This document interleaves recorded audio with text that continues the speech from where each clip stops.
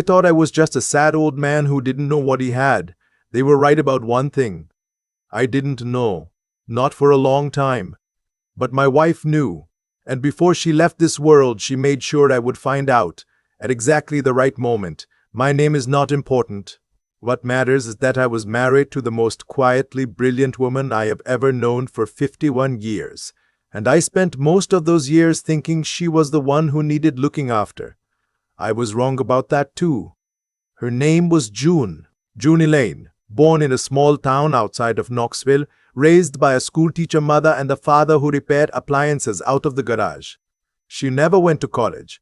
She worked as a bookkeeper for a heating and cooling company for 32 years before she retired.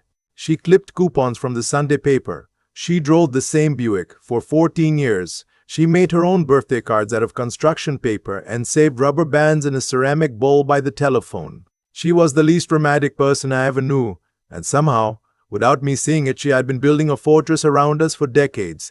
I did not understand any of this until the February morning. My son walked into my house with a contractor and a locksmith, 7 weeks after his mother's funeral. Let me back up. June passed in early December. A stroke. She had been having headaches for about 6 months. The kind she always said were just tension, just the weather changing, just nothing. Then one morning I came downstairs and she was sitting in the kitchen chair with her coffee cup still in her hand, and her eyes looking at something I couldn't see. By the time the ambulance got there, she was already somewhere else. She never came back. I am not going to dwell on those weeks. Grief is a private thing, and this is not a story about grief. But I will say that losing her felt like losing the walls of the house. Like the structure that held everything upright just quietly dissolved, and I was standing in the rubble not understanding what had happened. My son, I'll call him my older boy, the one who lives 40 minutes away in a suburb outside of Nashville, started coming around more after the funeral, which I appreciated. I did. He brought food sometimes. He sat with me. He asked about my medication and my appointments. It felt like he was stepping up, the way you hope your children will when things get hard. It took me about 3 weeks to realize the questions had started to shift. It wasn't about my health anymore. It was about the house. What I was planning to do with it. Whether I had thought about simplifying. Whether a man my age really needed 4 bedrooms and a full acre of yard to maintain alone. He started using the word practical a lot. His wife. A woman I'd never quite been able to warm to, though I tried for 30 years, started showing up with him on weekends. She would walk through rooms slowly. She commented on the kitchen once, said it had good bones like she was on a television program about real estate. My younger son lives in Oregon. He called once after the funeral for about 12 minutes, then not again for 3 weeks. When he did call, it was to ask whether Mom had left a will and whether I had talked to anyone about the estate. He is not a bad person. He is a weak one. There is a difference, and I have made my peace with it mostly. The morning of the contractor is the morning everything cracked open. I heard a truck in the driveway before 8 o'clock. I came downstairs in my robe and my older boy was already inside. He had a key I had given him for emergencies. Standing in my front hallway with a man in a Carhartt jacket carrying a clipboard and a woman I did not recognize, who turned out to be a locksmith. I stood on the stairs and said, "What is this?" My son said, "Dad, don't get upset. We're just getting some estimates." "Estimates for what?" I said. "For the renovation," he said. "If we're going to list it in the spring, it needs updating. The kitchen especially." I want you to understand that I did not yell. I did not slam a door. I stood on the stairs in my robe and I felt something go very cold and very still inside me. June used to say I got quiet when I was angry. She said it was the thing about me that scared her most, not because I would do anything, but because she could see me deciding something. And once I decided, I did not undecide. I told the man in the Carhartt jacket and the locksmith to please wait outside. My son started talking. He had a whole speech prepared. The house was too much for me. The yard, the maintenance, the stairs. He and his wife had talked to a realtor. The market was good right now. I could move closer to them into one of those communities. And here he said the word community like it was a gift, where I would have people around me, activities, meals prepared. He did not say nursing home. He was too careful for that. But we both knew what he meant. I looked at him for a long time. This boy I had driven to baseball practice and stayed up with when he had ear infections and helped move into 3 different apartments and watched get married on a Saturday afternoon in June's favorite month. She always said, and I thought about who I was looking at now. I told him to leave my house. He said, "Dad," I said, "this is my house, these are my stairs, and you will leave it right now or I will call the police, and I mean that in the most literal sense of the word." He left. He wasn't happy about it. His wife sent me a long text message that afternoon that I did not respond to. That evening I sat in the kitchen for a long time without turning on the lights. The ceramic bowl with the rubber bands was still on the counter. June's reading glasses were still on the table by the back door. I had not moved anything of hers yet because I was not ready, and I realized that what my son had walked in with that morning was not a contractor and a locksmith. He had walked in with the end of everything she and I had built. I went upstairs. I went into the closet in our bedroom, her side, the left side, which still smelled like her face cream, and I started going through the shelf above her dresses. I don't know exactly what I was looking for. Her presence, maybe. Some piece of advice she could no longer give me out loud. What I found, in the back corner of that shelf behind a shoebox of old photographs and a bag of Christmas ribbon, was a white envelope. It was sealed. My name was on the front in her handwriting. Under my name, in smaller letters, she had written, "Not before you need it." I sat on the edge of the bed with the envelope in my hands for a long time. Then I opened it. Inside was a single sheet of paper, folded in thirds, and inside that sheet was a key, a small silver key, the kind that opens a safe deposit box. On the sheet of paper she had written an address, a branch of First Tennessee Bank about 4 miles from our house, and a box number. And below that, in her neat bookkeeper's hand, she had written, "Everything is taken care of. It has been for a long time. Trust Mr. Alderman. He is expecting you." I read that 3 times. Mr. Alderman turned out to be a man named Patrick Alderman, an estate attorney whose office was in a tan brick building 2 miles from the bank. I did not call ahead. I drove there the next morning and walked in and told the woman at the front desk that my name was on a document somewhere in the files and I believed I had an appointment. Except that I had not known about it until last night. She looked me up. She nodded. She picked up the phone and said, "He's here." Patrick Alderman was a man about 60, gray at the temples, unhurried in the way that people who have seen a lot of things get unhurried. He shook my hand and said he was sorry for my loss. He said June had been a client of his for 22 years. He said she had been very specific about the timing of this meeting, that I should come when I was ready, not before. I said, 22 years. He said, yes. She started the trust in 2003. I did not know what to say to that. 2003. Our older boy had just turned 25. Our younger boy was finishing college. June was working at the heating and cooling company, driving the Buick, clipping her coupons, and apparently, quietly, she had been doing something else entirely. Mr. Alderman walked me through it over the course of about 2 hours. June had established what is called a revocable living trust, which she had converted to an irrevocable trust 8 years ago when she was first told her blood pressure was a concern. The house was titled in the trust, not in our personal names. Our savings, a substantial amount that I would not specify year except to say I had no idea it existed, had been moved into the trust as well.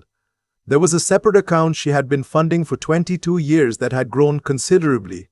She had done all of this through normal payroll deductions, automatic transfers, careful management of money I had never thought to ask about because I was the one who thought he handled things, and she was the one quietly making sure I was wrong.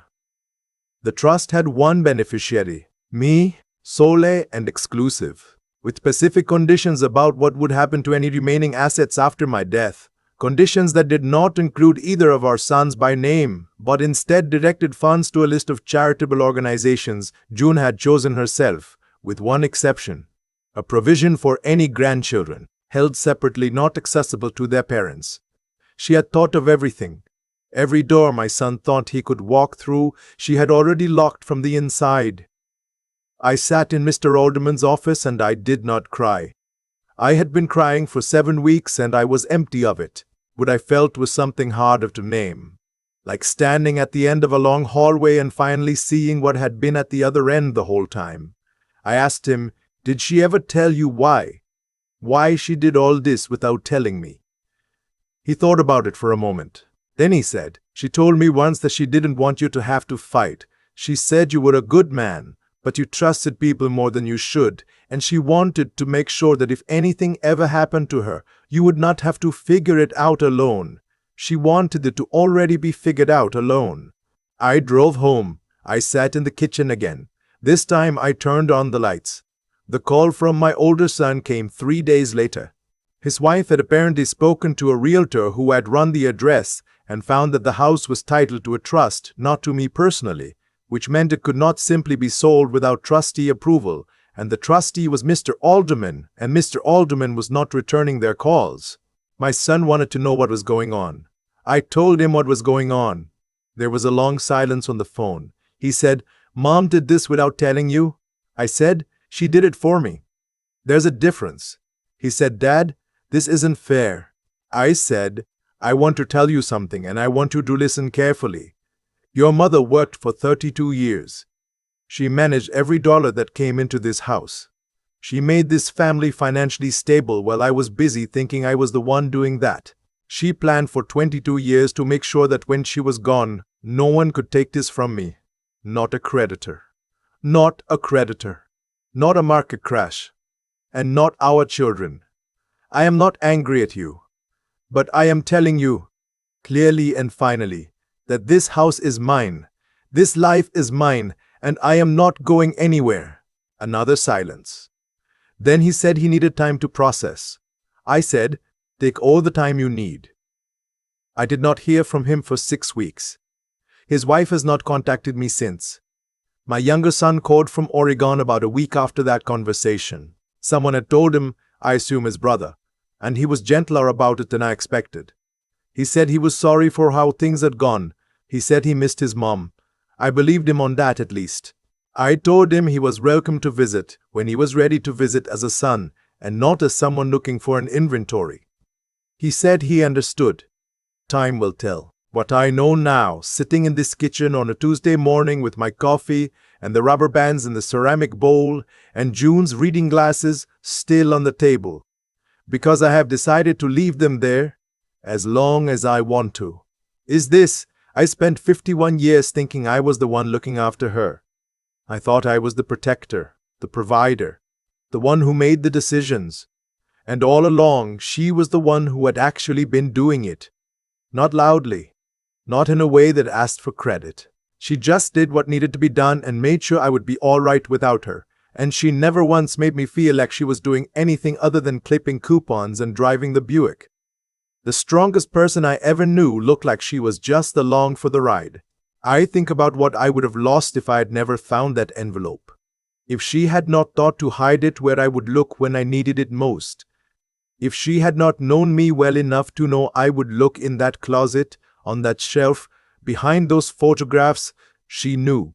She always knew. The house is not for sale. It is never going to be for sale, not while I am alive to say so. And when I am gone, whatever is left will go exactly where she decided it should go, in trust, in the documents she spent 22 years getting right. I still find notes she spent 22 years getting right. I still find notes she left sometimes, in the pockets of old coats, in the back of cookbooks. Little things. A grocery list. A reminder about a doctor's appointment from years ago. Once, folded inside a hymnal, a piece of paper that just said, "You did good, old man." I sit with those for a while when I find them, then I fold them back up and put them where they were. She put them there for a reason. She always had a reason. I am starting to learn late in life that the quiet ones are the ones who see everything. And if you are listening to this and you have someone in your life who clips the coupons and drives the old car and never asks for anything, pay attention to them. They may be the only thing standing between you and the wolves at the door. They were for me, and I did not know it until she was gone. If you're watching this, please take a moment to like and subscribe to Revenge Voices. There are more stories here. Stories about people who held on, who found out the truth, who got back what was theirs. Leave a comment if this one hit close to home. I read everyone, and I'll see you in the next one. I have been thinking a lot lately about what it means to actually love someone. Not the version you announce. Not the kind that shows up at the wedding and disappears when things get hard. The kind that works quietly, in the background, for 22 years, without asking to be seen. June loved me that way, and I did not know it while she was alive. That is the part that stays with me. I thought I knew her. I thought I knew our life. I was wrong on both counts, and there is a particular kind of humility that comes from finding that out at 68 years old, alone in a bedroom closet, holding an envelope with your name on it in your dead wife's handwriting. What my older boy did.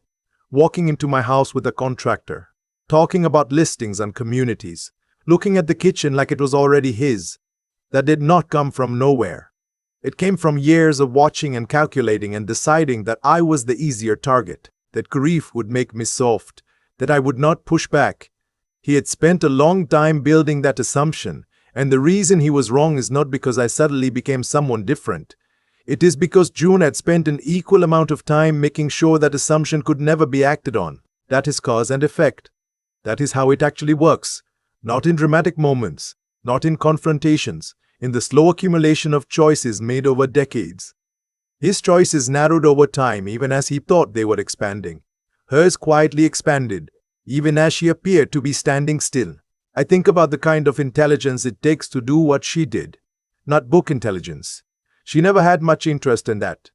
The intelligence of patience. Of knowing what matters and protecting it without making a show of the protection. She understood something that took me most of my life to learn. That the people who want what you have will always announce themselves eventually. And your job is not to fight them in the moment, but to make sure that when they do, there is nothing left for them to take. That is not weakness. That is the hardest kind of strength there is. What I want to say, and I am saying it to myself as much as anyone, is that the life you build with someone is not just the things you can see. It is also the structure underneath. The documents. The decisions made at a kitchen table on a Tuesday that nobody thought to notice. June built that structure for us, and she did it without complaint, without credit, and without ever once making me feel like I had missed something. I missed everything, and she forgave me for that in advance, by making sure it did not matter. I am not the same man I was before I opened that envelope. I do not think I am worse for it. I think I finally see clearly, at an age when a lot of men have stopped looking. And I think that if there is any point of telling a story like this one, it is simply this. Pay attention to the people who do things quietly. They are not passive. They are not simple. They are often the only thing standing between you and disaster, and you may not know it until the disaster tries to walk through your front door. I know it now.